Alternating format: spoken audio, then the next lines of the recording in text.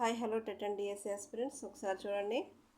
నిన్న 50 వరకు బిట్స్ చేశాను ఫ్రెండ్స్. మీరైతే నేను మొన్న వీడియోలో చూశాను, ఈ బుక్ నుంచి చేస్తున్నాను. అభ్యసనం చాలా ఇంపార్టెంట్. అంటే చాలాసార్లు అడుగుతున్నాడు అప్లికేషన్ టైప్లో ఎలా ఇస్తున్నాడు ఇవన్నీ. 50 బిట్స్ని చేశాను వీడియోలో, చూశారు చాలామంది చూస్తున్నారు ఫ్రెండ్స్. చాలా థ్యాంక్ యూ. మీరందరూ చాలామంది సబ్స్క్రైబ్ చేసుకున్నారు, కామెంట్ చేసి చెప్తున్నారు, బాగుందని చెప్తున్నారు.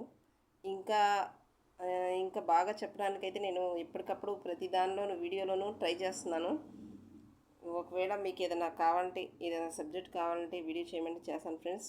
ఇప్పుడైతే చూడండి, సబ్జెక్ట్లోకి వస్తే 50 వరకు బిట్స్ చేశాను కదా. 51 చూడండి. వైగాట్స్కీ ప్రకారం పిల్లలు పునర్బలం ఇచ్చినప్పుడు నేర్చుకుంటారా, పెద్దలు సమవయస్కులతో ప్రతిచర్యలు జరపడం ద్వారా నేర్చుకుంటారు, అనుకరణ ద్వారా నేర్చుకుంటారు, అంతర్దృష్టి ద్వారా నేర్చుకుంటారు? మనం ఆల్రెడీ నోట్స్లో ఇచ్చాను చూడండి. సాంఘిక ప్రసంగంలో పిల్లలు నేర్చుకుంటారు అని ఉంది. సాంఘిక ప్రసంగం అంటే ఏంటి? పెద్దల ద్వారా కానీ వారితో పాటు సమవయస్కులతో నేర్చుకున్నప్పుడే వాళ్ళు బాగా ప్రతిచర్యలు జరుపుతారని మనం ఆల్రెడీ నోట్స్లో చూసాము. అనుకరణ బంధువురా కాదు, అంతర్దృష్టి కాదు, కోహ్లేరు కాదు, పునర్బలం ఇచ్చినప్పుడు నేర్చుకుంటారు, ఇది కాదు. కాబట్టి పెద్దలు సమవయస్కులతో ప్రతిచర్యలు జరపడం వల్ల నేర్చుకుంటారు. నెక్స్ట్ బిట్ నేను ఒకసారి ఆల్రెడీ చదివి మళ్ళీ మీకోసం మీకు ఎలా ఎక్స్ప్లెయిన్ చేస్తే అర్థం అవుతుందో నేను ట్రై చేస్తున్నాను ఫ్రెండ్స్. ఒకవేళ నచ్చితే లైక్ చేయండి, షేర్ చేయండి, సబ్స్క్రైబ్ కూడా చేసుకోండి. పావులో ప్రయోగంలో గంట శబ్దంతో పాటు ఆహారాన్ని ఇచ్చినప్పుడు కుక్క లాలాజలాన్ని స్రవిస్తుంది. దీనిని క్రింది విధంగా చెప్పవచ్చు అంటున్నాడు. గంట శబ్దం. మనం ఇవన్నీ చూసి కన్ఫ్యూజ్ అవ్వకూడదు. మనం పావులో ప్రయోగం నేర్చుకున్నప్పుడు ఆల్రెడీ గంట అనగానే కండిషన్ స్టిమ్యులస్, ఉద్దీపన. స్టిమ్యులస్ అంటే ఉద్దీపన. ఈ గంట శబ్దంతో పాటు ఆహారం అనగానే మనం అన్కండిషన్ అంటే సహజ ఉద్దీపన, ఈ రెండు జోడించడం అంటే ప్లస్ అనమాట. ఇచ్చినప్పుడు ఏమి కుక్క లాలజలాన్ని స్రవించింది అంటే సహజంగా ప్రతిస్పందన ఇచ్చింది, రెస్పాన్స్ అనమాట. అన్కండిషన్ రెస్పాన్స్ ఇచ్చింది. ఇలా రాసుకుంటే సరిపోద్ది. ఇవన్నీ చూసి ఇవి చదివి కన్ఫ్యూజ్ అవ్వకూడదు. మనకు వచ్చిన ఈ ఫార్ములాని మనం ఎక్కడ ఉందోనే దాన్ని అప్లై చేసుకుంటే సరిపోతుంది. రఫ్ పేపర్ ఇస్తారు కదా, దాని మీద రాసుకోండి. 25 అర్ధరహిత పదాలు గల జాబితాను శ్రీధర్ 20 ప్రయత్నాల్లో నేర్చుకున్నాడు. 2 నెలల తర్వాత మరలా అదే జాబితాను తిరిగి నేర్చుకోమనగా అతను 16 ప్రయత్నాలు తీసుకున్నాడు. శ్రీధర్ పొదుపు గణన సూత్రం చాలా ఇంపార్టెంట్ ఫ్రెండ్స్. చూడండి, అసలు ప్రయత్నాలు మరియు అసలు ప్రయత్నాలు మైనస్ పునరభ్యసన ప్రయత్నాలు బై అసలు ప్రయత్నాలు ఇంటూ 100. ఇక్కడ అసలు ప్రయత్నాలు ఎన్ని చేశాడు శ్రీధర్? 20 ప్రయత్నాలు చేశాడు కదా. నెక్స్ట్ పునరభ్యసన ప్రయత్నాలు అంటే 16 ప్రయత్నాలు బై అసలు ప్రయత్నాలు 20. ఇక్కడ చూడండి, 20లోంచి 16 తీస్తే ఎంత? 4. 20/20 ఇంటూ 100. 20లో 100 5 టైమ్స్ పోద్ది. 4 × 5 20. మనం ఏం లేదు, ఫార్ములా అప్లై చేసుకుంటే ఈజీగా వచ్చేస్తుంది, కష్టపడాల్సిన అవసరం లేదు. మనం చిన్నప్పుడు నేర్చుకున్నాం కదా. మాస్లో ప్రకారం దాదాపు అందరు వ్యక్తులు మొదట సంతృప్తి పరుచుకోవడానికి ప్రయత్నించే అవసరం. మనకి శారీరక అవసరాలు తీర్చుకున్నప్పుడు గౌణ అవసరాలు అవి గుర్తొస్తాయి. తర్వాత రక్షణ అవసరం అంటే ఇల్లు కావాలనుకుంటాం, అది కావాలని. తర్వాత ప్రేమ సంబంధిత అవసరాలు. ఇప్పుడు మనం చేసే ప్రయత్నం మాత్రం ఇది చాలా దగ్గరగా ఉంది. గుర్తింపు అవసరం కోసం మనం ట్రై చేస్తున్నాం. మనకు ఆహారం అవన్నీ ఉన్నాయి కదా. గుర్తింపు రావాలంటే డిఎస్సి జాబ్ కొట్టాలంటే ఇలాంటి బిట్స్ ఇన్ని చేయాలో కదా ఫ్రెండ్స్. అందుకనే బాగా ప్రాక్టీస్ చేయండి. అభ్యసనం గురించి సరైన ప్రవచనం. అభ్యాసకుని ఉద్వేగాలచే ప్రభావితం కాదు. అభ్యసనకు పరిపక్వతతో సంబంధం లేదు. అభ్యసనం పరిపక్వత, ఉద్వేగాలచే ప్రభావితం అవుతూ ఉంటుంది. అభ్యసనం మన ప్రవర్తనలో కొన్ని అంశాలను మాత్రమే ప్రభావితం చేస్తుంది. ఇక్కడ నెగిటివ్ స్టేట్మెంట్స్లో మనం చూడంగానే కొన్ని గుర్తుపట్టగలం. కొన్ని అంశాలను అన్నాడు, ఇది కాదు, తెలిసిపోతుంది. ఇక్కడ ప్రభావితం కాదు, ఉద్వేగాలచే ప్రభావితం అవుతుంది. పరిపక్వత సంబంధం లేకుండా ఎలా ఉంటుంది? సంబంధం ఉంటుంది. కాబట్టి ఇది కాదు. అభ్యసనం పరిపక్వత, ఉద్వేగాలచే ప్రభావితం అవుతూ ఉంటుంది, ఇది కరెక్ట్. సంస్కృతం నేర్చుకున్న వ్యక్తి హిందీ నేర్చుకోదలిచాడు. ఇక్కడ జరిగే అభ్యసన బదలాయింపు ఏంటి? ఈజీగా సంస్కృతం చూసే ఉంటారు కదా. సాంస్క్రిట్ నేర్చుకుంటారు ఇంటర్మీడియట్లో కూడా కొంతమంది. సంస్కృతానికి హిందీకి చాలా దగ్గర సంబంధం ఉంటుంది. కాబట్టి అనుకూల బదలాయింపు. ఇవి ద్విపార్శ కాదు, శూన్య బదలాయింపు కాదు, ప్రతికూలం కాదు. నెక్స్ట్ తిరోగమన అవరోధం అంటే కొత్తది నేర్చుకున్నప్పుడు మనకు పాత అభ్యాసం అడ్డు వచ్చింది అనుకోండి, అది తిరోగమన అవరోధం అవుద్ది. పాతది నేర్చుకున్నప్పుడు కొత్త అభ్యాసం అడ్డొస్తే అది పురోగమనం అవుద్ది. కాబట్టి ప్రస్తుత అభ్యసనం గత అభ్యసనం పునఃస్మరణ చేయుటకు ఆటంకం కలిగిస్తుంది. పాత అభ్యసనానికి ఈ కొత్తది అడ్డొస్తుందన్నమాట. నెక్స్ట్ ఫలిత సూత్రం ప్రతిపాదించింది థారండైక్ 3 సూత్రాల్లో ఫస్ట్ సంసిద్ధత, ఫలిత, అభ్యాస. వీటిలో ఫలిత సూత్రం ప్రతిపాదించింది ఎవరో అన్నారు థారండైక్. వాట్సన్ తెలుసు, పావులో తెలుసు, బండూరా తెలుసు కదా. నెక్స్ట్ చూడండి ఫ్రెండ్స్, ఇక్కడ ఆవిష్కరణ అభ్యసనగా ప్రసిద్ధి చెందిన సిద్ధాంతం. ఆవిష్కరణ అభ్యసన సిద్ధాంతం అన్నా, బోధనా సిద్ధాంతం అన్నా, శిక్షణ సిద్ధాంతం అన్నా ఒకటి. ది ప్రాసెస్ ఆఫ్ ఎడ్యుకేషన్ రచించింది ఎవరు? బ్రోనర్. నెక్స్ట్ బోధనా విషయం విద్యార్థులకు అందించబడే హెర్బర్ట్ సోపానం. బోధనా విషయం విద్యార్థులకు అందించబడే హెర్బర్ట్ సోపానం. మనకి విద్యార్థులకు అందించేది ఏంటి? అందించడం అంటే సమర్పించడం కదా, అలా గుర్తుపెట్టుకోండి. హెర్బర్ట్ సోపానం సమర్పణ. నిర్మాణాత్మక మదింపునందు ప్రాజెక్టు పనులకు ఇవ్వబడిన భారత్వం. ఎఫ్ఏస్ జరుగుతున్నాయి కదా, అవి ప్రాజెక్టుకి 20 మార్క్స్ ఇస్తారు. నెక్స్ట్ రవి కుడి చేతితో ఉర్దూ రాయటం నేర్చుకున్నాడు, కానీ ఎటువంటి అభ్యాసం లేకపోయినా అతను ఎడమ చేతితో కూడా రాయగలడు. కుడి చేతితో రాసిన వ్యక్తి ఎడమ చేతితో కూడా రాయటం అంటే కుడి ఎడమ రెండిట్లతో రాస్తాం నేర్చుకున్నాడు కాబట్టి ద్వి అంటే రెండిట్లతో పని జరుగుద్ది. ద్విపార్శ అంటే శరీర భాగాలు పనిచేస్తున్నాయి. ద్విపార్శ బదలాయింపు. నేను మొన్న ఈ మధ్య టీవీలో చూసాను ఫ్రెండ్స్, కేరళలో ఒక స్కూల్లో స్టూడెంట్స్కి 2 చేతులతో రాయటం నేర్పుతున్నారు. ఒక బోర్డు మీద పిల్లలు ఎలా రాస్తున్నారు అంటే కుడి చేత్తో రాస్తున్నారు, ఎడమ చేత్తో రాస్తున్నారు. ఆ బదలాయింపు ఏంటంటే ద్విపార్శ బదలాయింపు అనమాట. ఈజీగా భలే రాస్తున్నారు, నేనైతే చూశాను. చూడండి, వైగాట్స్కీ ప్రకారం నిమ్న స్థాయి మానసిక ప్రక్రియ. నిమ్న స్థాయి అంటే దిగువ స్థాయి. తెలుసుకోవడం, పరిశీలించడం, తెలుసుకోవడం, గుర్తించడం, ఇవన్నీ నిమ్న స్థాయి మానసిక ప్రక్రియలు. నెక్స్ట్ ఇక్కడ విచక్షణ, వివేచన, సంశ్లేషణ అన్నారు కదా, ఇవి ఉన్నత స్థాయి మానసిక ప్రక్రియలు అనమాట. వైగాట్స్కీ ప్రకారం 2 రకాల ప్రక్రియలు చెప్పాడని నేను నోట్స్లో ఇచ్చాను ఫ్రెండ్స్, చూడండి. దిగువ స్థాయి మానసిక ప్రక్రియలు, నెక్స్ట్ ఉన్నత స్థాయి మానసిక ప్రక్రియలు. మనం టైం వేస్ట్ అవ్వకూడదని నేను ఇలా ఒక్కొక్కటి చదివి అందుకనే నేను టిక్ చేశాను ఫ్రెండ్స్. చూడండి, మధ్య మధ్యలో సౌండ్స్ వస్తున్నాయేమో, ఇదైతే రోడ్డు పక్కన హౌసు కాబట్టి కొంచెం అడ్జస్ట్ చేసుకోండి ఫ్రెండ్స్. నేనైతే చెప్పడానికి ట్రై చేస్తున్నాను, మీకు కూడా సబ్జెక్టు అందించాలని నేనైతే బిట్స్ ఇస్తున్నాను. దాంతోపాటు నేను కూడా ప్రాక్టీస్ అవుతున్నాను. ఈ క్రింది వానిలో సరికాని ప్రవచనం. పావ్లోవ్ ప్రయోగంలో ప్రతిస్పందనలు ఉద్గమాలు అన్నాడు. ఉద్గమాలు కాదు, ఇక్కడ నిర్గమాలు అంటారు. అంటే రాబట్టిన ప్రతిస్పందనలు ఉంటాయి పావ్లోవ్ ప్రయోగంలో, కాబట్టి ఉద్గమాలు కాదు. ఇక్కడే తెలిసిపోతుంది సరికాదు అనేది. మరి ఈ ఉద్గమాలు ఎవరి ప్రయోగంలో ఉంటాయంటే స్కిన్నర్ ప్రయోగంలో ఉంటాయి. ఉద్గమాలు అంటే ఏంటి? బయటకు వదిలిన ప్రతిస్పందనలు. ఇక్కడ రాంగ్ ఇచ్చాడు, ఇది కాదు. చూడండి, ప్రవర్తనకు మాత్రమే పునర్బలం కలిగిస్తారు, ఇది కార్యసాధక నిబంధన. నెక్స్ట్ గెస్టాల్ట్ వాదుల ప్రకారం అభ్యసన బదలాయింపులో కీలక పాత్ర వహించేది. గెస్టాల్ట్ అంటే మొత్తంగా చూపిస్తారు కదా గెస్టాల్ట్ వాదులు, కాబట్టి సంబంధాలు అన్నమాట. ఆదర్శం కాదు, సామాన్యీకరణ కాదు, సమరూప మూలకాలు కాదు, సంబంధాలు. నెక్స్ట్ సాంఘిక అభ్యసన సిద్ధాంతాన్ని ఇలా కూడా పిలుస్తారు, నమూనా సిద్ధాంతం. సాంఘిక అభ్యసన సిద్ధాంతాన్ని నమూనా సిద్ధాంతం అంటారు. నెక్స్ట్ కొన్ని డైరెక్ట్ బిట్స్ ఇచ్చేసారు ఫ్రెండ్స్, చూడండి. నేను ఇప్పుడైతే 100 వరకు బిట్స్ చూపిస్తున్నాను. తప్పుగా జత చేయబడిన జత. Thorndike America okay, Pavlov Russia okay, పియాజే స్విట్జర్లాండ్. ఇక్కడ బండూరా కెనడా నుంచి జెనీవా అన్నాడు, ఇది రాంగు. కెనడియన్ అమెరికన్ అంటారు. ఇతనికి ఒక అవార్డు వచ్చింది, ఈఎన్ థార్న్డైక్ అవార్డు వచ్చింది, అది 1999లో బండూరాకి. కొండ గుర్తులు అనేవి, అదే మనం ఇందాక చెప్పుకున్నాం కదా, స్మృతిని పెంపొందించేవి కూడా కొండ గుర్తులు. నేర్చుకున్న ప్రతిదానికి కొండ గుర్తు పెట్టాల్సిన అవసరం లేదు. ఈజీగా బాగా కష్టమైన దానికి మనం కొండ గుర్తులు పెట్టుకోవచ్చు. అవి ఏంటంటే ఒక్కొక్కసారి ఎగ్జామ్ టైంలో మైండ్ సెట్ని బట్టి మనం కొన్ని గుర్తుపెట్టుకోవాలి, కొన్ని అన్నిటికీ కొండ గుర్తులు పనికిరావు ఫ్రెండ్స్, గుర్తుపెట్టుకోండి. ఎక్కువగా చదవాలి, ప్రాక్టీస్ చేయాలి. ఈ స్మృతి విస్మృతి అన్నారు, స్మృతి పేటిక అన్నారు, అసలు దీనికి వీటికి సంబంధం లేదు. స్మృతి కారకాలు అనేవి కొండ గుర్తులు. నెక్స్ట్ విద్యార్థులు రైమ్స్ని అర్థం చేసుకోకుండా గుర్తించుకోవడం దీనికి ఉదాహరణ. కొంతమంది చదివేస్తారు పిల్లలు, చదువుతారు కానీ పాపం వాటికి అర్థం కూడా తెలియదు. బట్టి స్మృతి. ఇప్పుడు ఎల్కేజీ పిల్లలు, యూకేజీ పిల్లలు రైమ్స్ టేబుల్స్ చదువుతూ ఉంటారు, పాపం బట్టి చదువుతూ ఉంటారు. నెక్స్ట్ ఫ్యూగ్, దీనికి సంబంధించింది. ఇది విస్మృతి. ఈ వైఖరి, స్మృతి, సహజ సామర్థ్యం అసలు దీనికి సంబంధం లేదు. ఈ ఆప్షన్స్ కింద దీనికి సంబంధం లేదు. విస్మృతి మర్చిపోవడం అన్నమాట. జ్ఞానాత్మక రంగానికి చెందనిది. విశ్లేషణ, మూల్యాంకనం, వ్యవస్థాపన, వినియోగం ఇవన్నీ జ్ఞానానికి సంబంధించింది. వ్యవస్థాపన అనేది భావావేశ రంగానికి సంబంధించింది.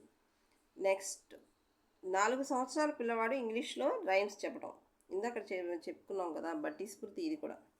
నెక్స్ట్ టైప్ నేర్చుకోవడంలో ఇమిడి ఉన్న అభ్యసనం. టైప్ అనేది ఏంటి, బాగా ప్రాక్టీస్ చేయాలి. బాగా ప్రాక్టీస్ చేస్తేనే వస్తుంది టైప్ నేర్చుకోవడంలో. దీన్ని అభ్యాసనం, విరమణ కాదు, ఫలిత నియమం కాదు. ఫలిత నియమం అంటే మనం నేర్చుకున్నది ఏమో ఇచ్చేస్తున్నాం, సంసిద్ధత కానే కాదు. అభ్యాస నియమం కొన్ని అయితే ఈజీగా చూసిన వెంటనే పెట్టచ్చు, కొన్ని చెప్పడానికి మాత్రం కొన్ని అయితే కష్టంగా అనిపిస్తాయి. మూల్యాంకనం యొక్క పరిపాలనాపరమైన ప్రయోజనం. పరిపాలనాపరమైన మూల్యాంకనం అంటే ఏంటి, వాళ్ళు ఎంతవరకు నేర్చుకున్నారు వాళ్ళకి మనం ఆన్సర్ చేయాలి, జవాబుదారీ తనం అంటారు. ఓకేనా. నెక్స్ట్ సామాజిక ప్రయోజనం, విద్యా ప్రణాళిక నిర్మాణం, బోధనని మెరుగుపరుచుకోవడం. ఇది కాదు జవాబుదారీ తనం.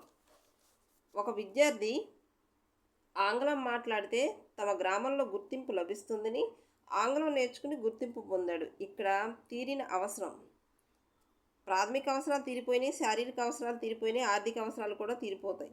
గౌణ అవసరం, ఆ గౌణ అవసరం అనమాట. ఆంగ్లం మాట్లాడితే మంచి గుర్తింపు వస్తుందని తన తర్వాత ఆలోచించుకొని చేసే అవసరం అనమాట, గౌణ అవసరం.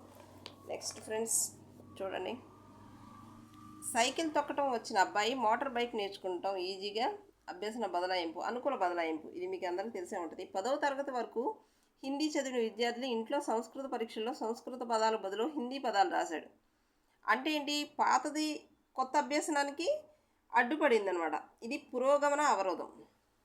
నెక్స్ట్ మైకెవర్ చెప్పినట్లు, ఈనాడు నేను ఈ స్థాయిలో ఉండటానికి కారణం రేపు నేను ఏ స్థాయిలో ఉండాలో నిన్ననే నేను ఆలోచించుకుని ఉండటమే అనేది ఈ రకమైన ప్రేరణకు మంచి ఉదాహరణ. సాధనా ప్రేరణ మనకు కూడా కావాల్సింది సాధనా ప్రేరణ. రేపొద్దున నేను ఈనాడు ఈ స్థాయిలో ఉన్నాను, రేపు ఏ స్థాయిలో ఉండాలని నిన్న ఆలోచించుకుని ఉండటం అనమాట. ఇది ప్రతిదీ మన సైకాలజీ మన డిఎస్సి వాళ్ళకి ప్రతిదీ మనకి అన్వయించుకున్నట్లే ఉంటుంది కదా. నాకైతే అలాగ అనిపిస్తుంది, ప్రతి బిట్టు నాకు సంబంధించిందేమో అనిపిస్తుంది ఒక్కొక్కసారి చదువుతుంటే. నెక్స్ట్ పరిశీలన అభ్యసనంలో అభ్యసనం జరిగే సోపానాల సరియైన క్రమం. పునర్బలనం, అవధానం, ధారణం ఇవన్నీ కాదు చూడండి ఫ్రెండ్స్. అవధానం, ధారణ, పునరుత్పాదనం, పునర్బలనం. పునరుత్పాదనం అని పునరుత్పత్తి అంటారు. ఇక్కడ చూడండి, ఇంగ్లీష్కి వచ్చేప్పటి అటెన్షనల్ అంటే అవధానం, రిటెన్షన్ అంటే ధారణ, మోటర్ రీప్రొడక్షన్ పునరుత్పత్తి, అండ్ మోటివేషనల్ అంటే పునర్బలనం అన్నాడు, మోటివేషన్ ప్రేరణ కూడా అవ్వచ్చు. నెక్స్ట్ ఈ క్రింది వారిలో పాఠశాలలో విద్యార్థుల అభ్యసనను ప్రభావితం చేయదు.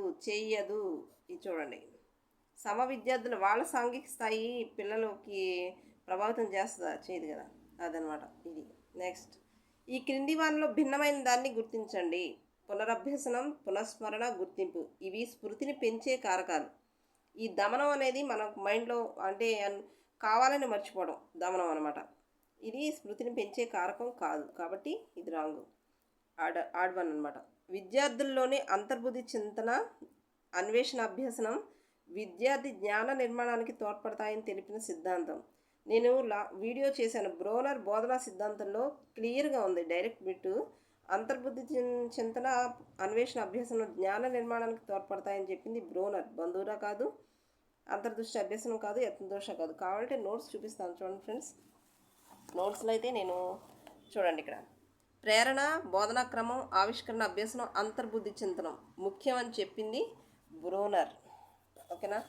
నేనైతే ప్రాక్టీస్ చేసేటప్పుడు ఏదైనా డౌట్ వచ్చిందనుకోండి, ఆ డౌట్ని మనం రాసుకున్నాం అనుకోండి, ఒకసారి చదివింది 10 సార్లు రాసిందా, ఒకసారి రాసింది 10 సార్లు చదివిన దాంతో సమానం అంటారు కదా. అందుకని ఆ డౌట్ని నేనైతే నోట్స్లో రాసుకుంటాను, అంటే నాకు ఎంత గుర్తుంటుంది అనే ఉద్దేశంతో. నెక్స్ట్ ఈ క్రింది వాళ్ళలో స్మృతిని పెంపొందించేది. శబ్ద ప్రమాణం, స్మృతి, విస్మృతి అన్నాడు. అసలు స్మృతిని పెంపొందింది కథనాలు కాదు, భావాల సంసర్గం. నెక్స్ట్ పిల్లలు తామున్న ప్రపంచాన్ని అన్వేషించి తమ అనుభవాల ద్వారా జ్ఞానాన్ని నిర్మించుకుంటారు అని చెప్పింది జాన్ పియాజే. నెక్స్ట్ ఇవి నిర్వచనాల్లో ఉన్నాయి ఫ్రెండ్స్. హిందీ భాషా ప్రావీణ్యం, ఈత నేర్చుకోవడం, అసలు దీనికి సంబంధం లేదు. శూన్య బదలాయింపు, సంబంధం లేకపోతే అది శూన్య బదలాయింపు. నెక్స్ట్ 1వ తరగతి విద్యార్థి సంస్కృత శ్లోకాలని ఇన్నిసార్లు బట్టి స్మృతి ఇస్తాడు కదా. నెక్స్ట్ ఇది బట్టి స్మృతి. ఒక వ్యక్తిని ప్రత్యేకమైన పనిని చేయడానికి పురిగొల్పే ప్రక్రియ. మనం ఇప్పుడు నేర్చుకున్నాం అంటే ఏంటి, ఒక ప్రత్యేకమైన పని చేయడానికి ప్రేరణ అనే అన్నమాట. ప్రేరణ అంటే ప్రత్యేకమైన పనిని చేయడానికి పురిగొల్పుతుంది. ప్రతి అభ్యాసకుడు అభ్యసన అంశాలను తనకంటూ ఒక ప్రత్యేక విధానాన్ని ఉపయోగించి నేర్చుకుంటాడు. దీన్ని ఏమంటారు? అభ్యసన శైలి. ఇప్పుడు నేను నేర్చుకుంటాం ఎలా, మీరు నేర్చుకుంటున్నారన్న నేనన్నా సరే ఒక ప్రత్యేకమైన విధానాన్ని అలవర్చుకుంటారు అన్నమాట. అతనికి ఒక శైలి ఉంది, తనకు ఒక స్టైల్ ఉంది అంటారు కదా, అభ్యసన శైలి. అభ్యసన బదలాయింపును వివరించి అతి ప్రాచీన సిద్ధాంతం ఇది ఉంది ఫ్రెండ్స్. ఓల్డ్ టెక్స్ట్ బుక్లో ఉంది, నియత క్రమశిక్షణ సిద్ధాంతం. టెక్స్ట్ బుక్లో, ఓల్డ్ బుక్లో ఉంది, కొత్త దానిలో లేదు. ఎన్కోడింగ్, ధారణ, జ్ఞప్తికి తెచ్చుకోవడం అనే 3 ప్రక్రియలు గల అంశం స్మృతి. ధారణ, జ్ఞప్తికి తెచ్చుకోవడం అంటేనే స్మృతిని, మెమరీని పెంపొందించే ప్రక్రియలు. ఎబ్బింగాస్ రచించిన గ్రంథం ఆన్ మెమరీ, ఇది డైరెక్టర్ బిట్. ప్రయోగాత్మక మనస్తత్వ శాస్త్రవేత్త. ఎక్స్పెరిమెంటల్ సైకాలజీ రచించింది వూంట్. ఇతను ప్రయోగాత్మక మనస్తత్వ శాస్త్రవేత్త అనమాట, experimental psychology. Next anthropometric analysis అంటే హ్యూమన్ బాడీ గురించి అనాలిసిస్ చేయడం అనమాట. జెనెటిక్ జీనియస్, ఇది టెర్మన్. నెక్స్ట్ గత అభ్యసనం ప్రస్తుత అభ్యసనానికి, నేను చెప్పే పాత అభ్యసనం ప్రస్తుతం దానికి అవరోధన కలిగిస్తే అది పురోగమన అవరోధం. సగంలో ఆపిన పనులు పూర్తిగా చేసిన పనుల కంటే బాగా గుర్తుంటాయి. జైగార్నిక్ ప్రభావం అంటారు. సగంలో ఆపిన పనులు పూర్తిగా చేసిన వాటికంటే బాగా గుర్తుంటాయి. బ్రోనర్ ప్రతిపాదించిన ఇన్స్ట్రక్షనల్ స్కఫోల్డింగ్ అనేది వైగాట్స్కి పేర్కొన్న దీనికి సమానం అన్నాడు, సామాజిక స్కఫోల్డింగ్. నెక్స్ట్ గెస్టాల్ట్ వాదానికి మరొక పేరు సంజ్ఞానాత్మక వాదం. ప్రకృతివాదం, సాంఘిక అభ్యసనం అన్నాడు, కార్యక్రమయుత అభ్యసనం, సంజ్ఞానాత్మక వాదం. నెక్స్ట్ సతీష్ ఒక అర్ధరహిత పదాల జాబితాను 25 ప్రయత్నాల్లో నేర్చుకున్నాడు. 1 నెల తర్వాత అదే జాబితాను మరలా నేర్చుకోమనగా ఈసారి అతడు 10 ప్రయత్నాల్లో నేర్చుకున్నాడు. సతీష్ పొదుపు గణన, ఇందక్కడ సూత్రం అప్లై చేయొచ్చు. అసలు ప్రయత్నాలు 25, పునరభ్యసన ప్రయత్నాలు అంటే ఇవి, అసలు ప్రయత్నాలు ఇవి. నెక్స్ట్ బై అసలు ప్రయత్నాలు అయ్యాలి ఇంటూ 100. 25 - 10 అంటే 15. 15 by 25 into 100, 4 times 4, 15 are 60. Next Maslow అనగా అవసరాల అనుక్రమణిక సిద్ధాంతం. ఇవి కాదు, సాంఘిక అభ్యసనం కాదు, బహుకారక సిద్ధాంతం కాదు, ద్వికారక సిద్ధాంతం కాదు. జ్ఞానాత్మక రంగానికి చెందినది మూల్యాంకనం. ఇవన్నీ భావావేశ రంగానికి సంబంధించింది. తెల్ల పిల్లి అంటే భయపడే వ్యక్తి తెల్లని వస్తువులు చూస్తే కూడా భయపడుతున్నాడు. పావ్లోవ్ ప్రకారం ఇది. ఈ బిట్ని మీకు వదులుతున్నాను, చాలాసార్లు రిపీట్ అయిన బిట్ కాబట్టి వదులుతున్నాను.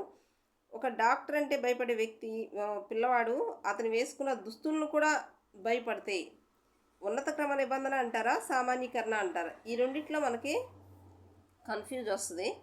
మీరు అయితే కరెక్ట్గా పెడతారని అనుకుంటున్నాను. కమెంట్ చేసి చెప్పండి ఫ్రెండ్స్. 99కి ఆన్సర్ ఎంత? ఏది 1, 2, 3, 4? వైగాట్స్కీ ప్రకారం ఈ క్రింది ప్రక్రియ వానిలో ఉన్నత స్థాయి మానసిక ప్రక్రియ విచక్షణ. మనం ఇందాక చెప్పుకున్నాం కదా విచక్షణ. చూడండి ఫ్రెండ్స్, ఇక్కడ ఇదిగోండి విచక్షణ 63 బిట్లో ఉంది. విచక్షణ, వివేచన, సంశ్లేషణ అనేది ఉన్నత స్థాయి మానసిక ప్రక్రియలు. పరిశీలించడం, తెలుసుకోవడం అనేది నిమ్న స్థాయి ప్రక్రియలు. నెక్స్ట్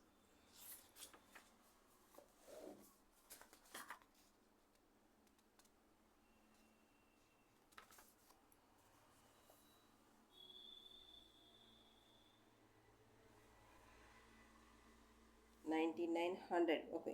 వైగాట్స్కీ ప్రకారం ఈ క్రింది వాళ్ళలో ఉన్నత స్థాయి మానసిక ప్రక్రియ విచక్షణ. పోల్చడం, ప్రశ్నించడం, పరిశీలించడం ఇవి నిమ్న స్థాయి.